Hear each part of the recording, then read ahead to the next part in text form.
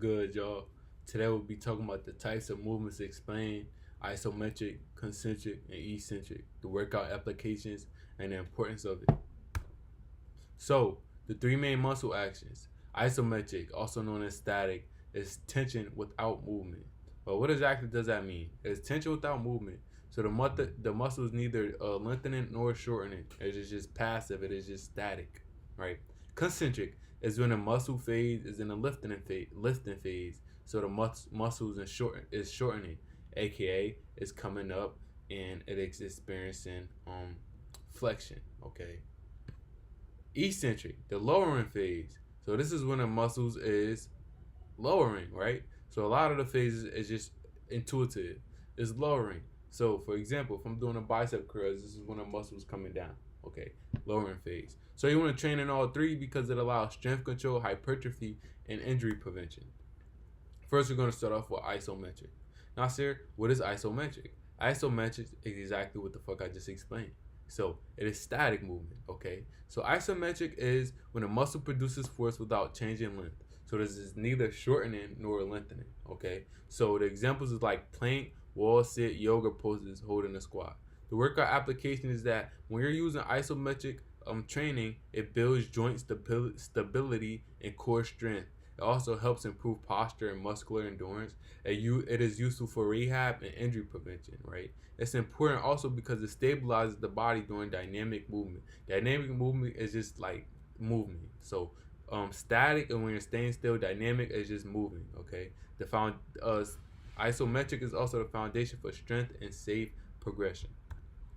Now we're gonna get into concentric.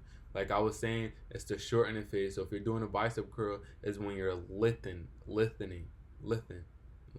fuck, is when you're lifting the weight, right? So concentric movement is when a muscle shorten while producing force to overcome resistance.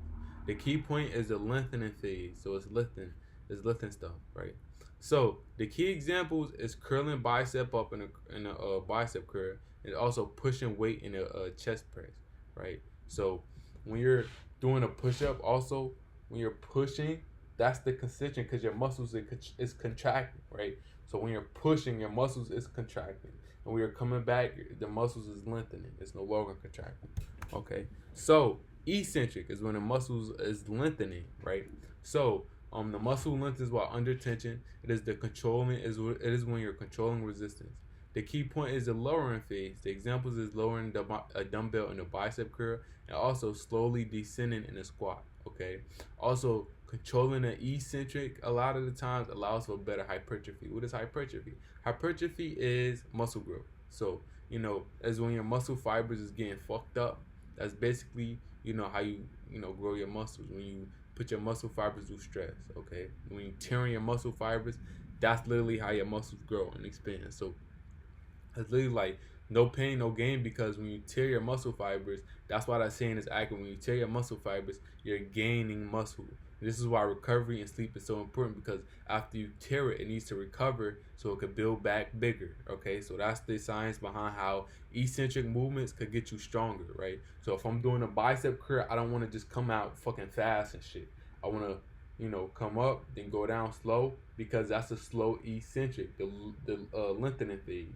Now a lot better hypertrophy because that's where the muscles actually going to grow and stuff like that. So they also consider this a slow negative. Okay, so that's the science behind it. So why does it matter, right? Because you want to train in all three phases. Why would I want to do that? Now, say, why the fuck would I want to do that? Why the fuck would I listen to you? This is why you should listen to me, bitch ass nigga, bitch ass little bitch, right? So when you're training in all three phases, you have the strength plus stability plus injury prevention. Okay, examples, right? Isometric is stability and endurance, right? Concentric is power and strength, right? Eccentric is control and muscle growth, okay? So, when you're holding a weight, that's stability. You're being stable. You're safely holding a weight. You're expressing your flexibility and all of that type of stuff, right? Concentric, power and strength, right? So it's power to shorten, right? So it take a lot of strength to shorten that muscle because you gotta be able to shorten something you could even lift. Eccentric, control and muscle growth. So this is where you're coming down, you're lengthening, and this allows muscle growth. This allows a hypertrophy because this is where the muscle fibers are often getting fucked up at. Like they're fucked, right? But that's how you grow, right? Movement is medicine, bro. So try combining all of these three movements into your workout. Also, a steady isometric movement sometimes is proven to allow better hypertrophy too. So if I'm doing a bicep workout, right, and I come down, boom, and I come up, and I got two biceps in both my hands, right? If I'm doing this, boom, in one hand, it's an isometric hold I have in the other hand. That allows better hypertrophy also. Then I stop, boom, isometric hold in the other hand. You feel what I'm saying? So you just gotta know these terms. You gotta use it to your advantage and see what different workouts you can implement, predicated upon how you could use the different movement phases. Now, with that being said, let's stay fit, let's stay healthy, and let's stay in the gym, bro. Cause you know why? Movement is motherfucking medicine, man. Catch y'all on the next one.